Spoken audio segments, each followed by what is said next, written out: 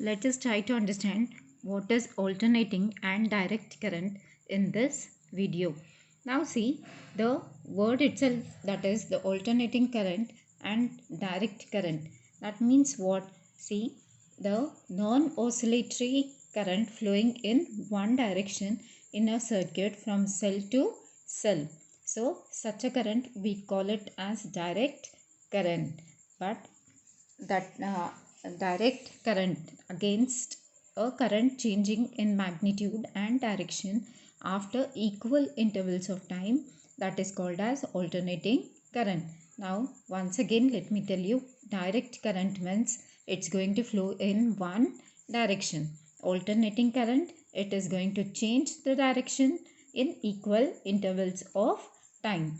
So the direct current can increase and it can be stable or can reduce also, but it is not also oscillatory. So you can see over here, see direct current, it is flowing in one direction. Alternating current, once it's going to flow this side, once it's going to flow that side, but it's going to change in equal intervals of time. So this is alternating current. Direct current, you can see the arrow, it is flowing in one direction. Now see below, see the blue color line, it's in this graph, that is the direct current and alternating current. You can see this wave like line, this is the alternating current. Now this is shown to you graphically. Now what is this alternating current? It is oscillatory. So once it's going to go up and it's going to come down. But here in case of direct current, it is straight, it's neither going to go up nor go down. That means what? It is not oscillatory, it is non-oscillatory. Now see, alternating current, it is oscillatory. So this is shown you in the graph. Now what is going to happen is, in case of alternating current, it is going to go to maximum, again come back to zero, again come down, come to the maximum level, again it's going to go come back to zero, again it's going to go up to the maximum value, again come back to zero, again come down to the maximum value again. So this is going to go on, means this is oscillatory, it's going to change the direction in equal intervals. So this current, it is, we call it as alternating current. So in the graph they have shown you as up, if you go it is shown in positive, and when you come down it is shown to you in negative, just to show you the direction, that is, this is the reverse direction. Now the oscillation of the alternating current, it occurs in sinusoidal manner like this, and hence the symbol is given to you in this way like this. Direct current, it is going to flow in one direction, but alternating current flows in periodic manner in one cycle, in forward direction, again in reverse direction. So this is forward direction, this is reverse direction. Now in India, in the power stations generating electricity, one cycle changes in 1/50 second. That is, the frequency of alternating current is 50 Hz or 50 cycles per second. So the power stations in India, they are going to use the frequency of alternating current of 50 Hz. Now what is this 50 Hz? This is 50 cycles per second. It's going to oscillate 50 times per second. Now when the electric power is transmitted over a long distance, it is beneficial to have it in alternating current form, as it results in the minimum power loss during transmission. So why in India they are using alternating current in the power stations? Because when you are using it to a long distance, and when you are using it to a long distance, that is, there is minimum loss of power. That is why alternating current is used. Now the home supply is of alternating current. In the previous class, you know about the this one precautions which has to be taken while using electricity. Let me tell you once again the difference between the alternating current and the direct current. Now see, in alternating current, the electric charges, they are going to flow. That is the electric charges flow changes its direction periodically, whereas the flow of current in direct current, it is not going to change periodically. So now see, alternating current can carry and safe to transfer longer distance. So alternating current, it is safe to transfer longer distance, even between two cities also you can transfer, and the electric power also can be maintained. That is, there will be very minimum loss during the transfer of electric current by means of alternating current. Now electrons in alternating current, they keep changing its directions. So the rotating magnets cause the change in the direction of electric flow. Now direct current, they cannot travel for very long distance. That is why in power stations of India, alternating current is used. Direct current, they are not, that is, they will not be able to travel for very long distance. Electrons only, they are going to move in one direction only, but you know, electrons in the alternating current, they are going to change its direction. Electrons in direct current, they are going to move in one direction only, and the steady magnetism makes the direct current to flow in a single direction. I told you, that is, the safety precautions has to be taken while you are working with electricity. Now you have learnt it in previous class also. So let us revise it once. Now first of all, the first thing what you have to do is avoid water at all times when working with electricity. So you are going to do, that is, you are going to see to it that you are not going to come in contact with water. Never touch or try repairing any electrical equipment or circuits with wet hands. It increases the conductivity of the electric current. So when you are working with electricity, you are going to see to it that you are not going to touch it with wet hands.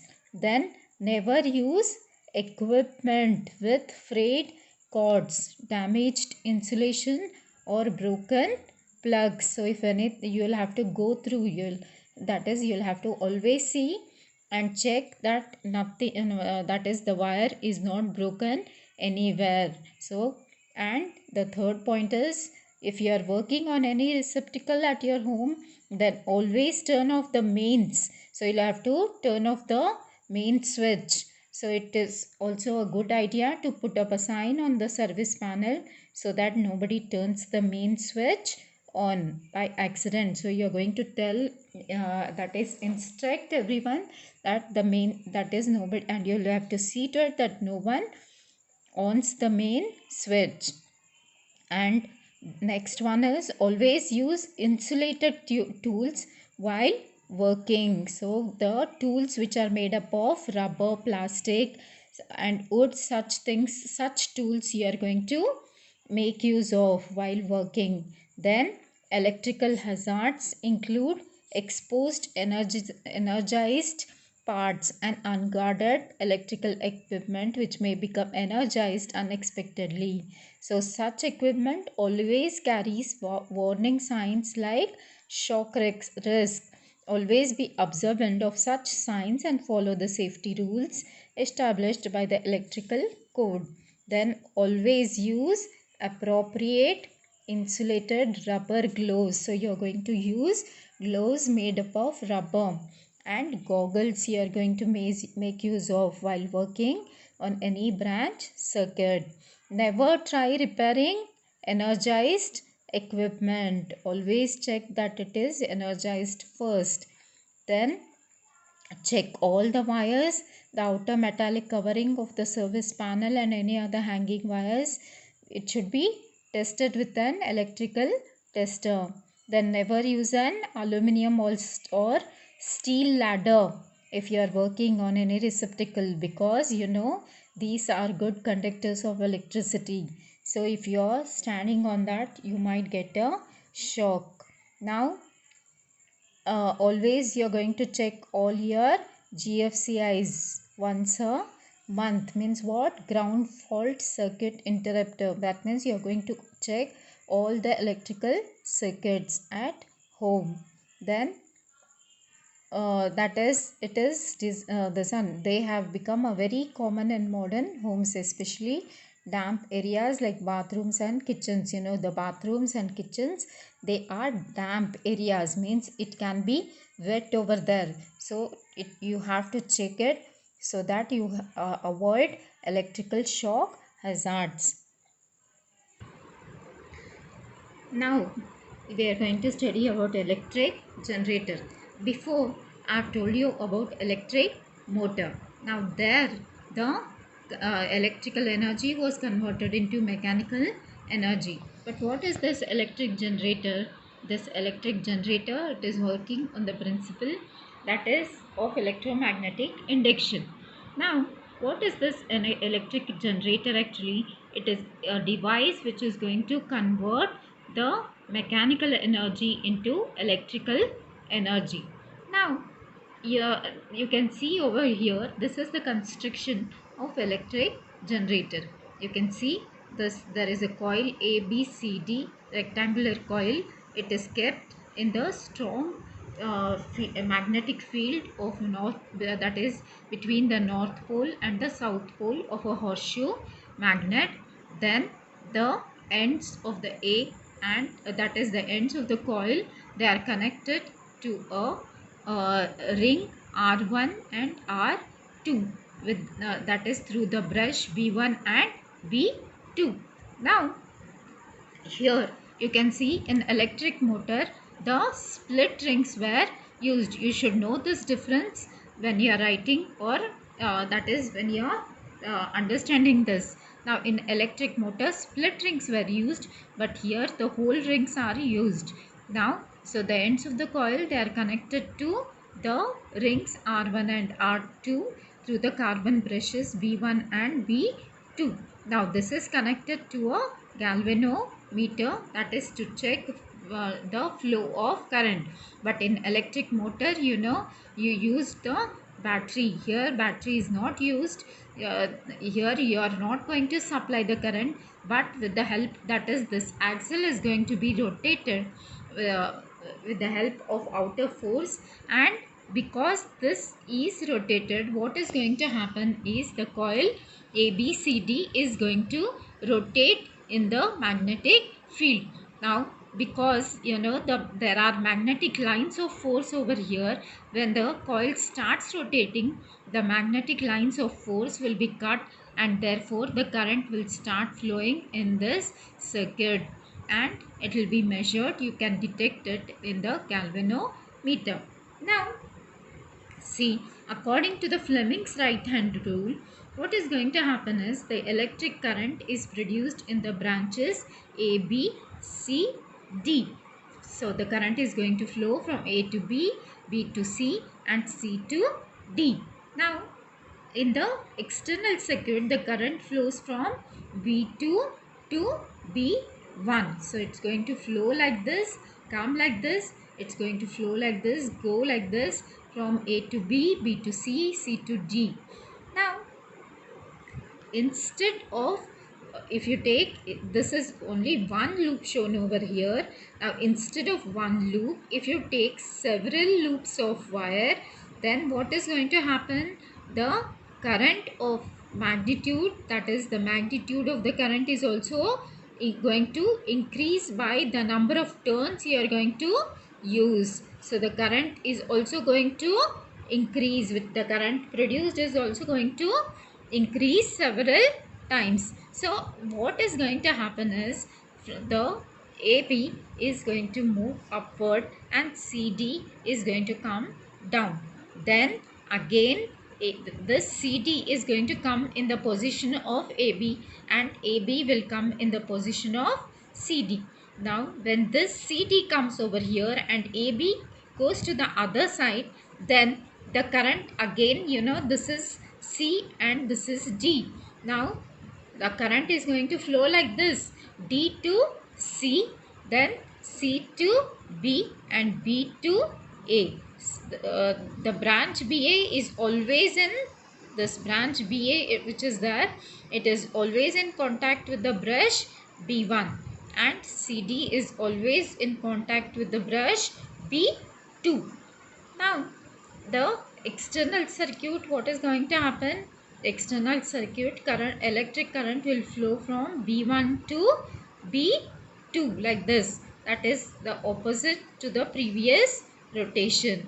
Now this is going to repeat after every half rotation, and alternating current is going to be produced. That is why we call it as we call this as AC generator, because here alternating current is produced. Now in case of direct current generator, DC generator, the direction that is, you saw over here, the current flowed from A to B, B to C and C to D. But after the rotation, DC, C and D came over here and B and A came over here. Now the current, the change, that is the direction of the current changed. But in case of direct current, what is going to happen? This is not going to happen. In the case of direct current, the direction of the current is not going to change. Now to achieve this, in case, this is the alternating current construction. In case of direct current generator, what you are going to do is, instead of this whole ring, you are going to use split rings as you used in the electric motor. In the electric motor, during the construction of electric motor, you used split rings. Now in alternating current,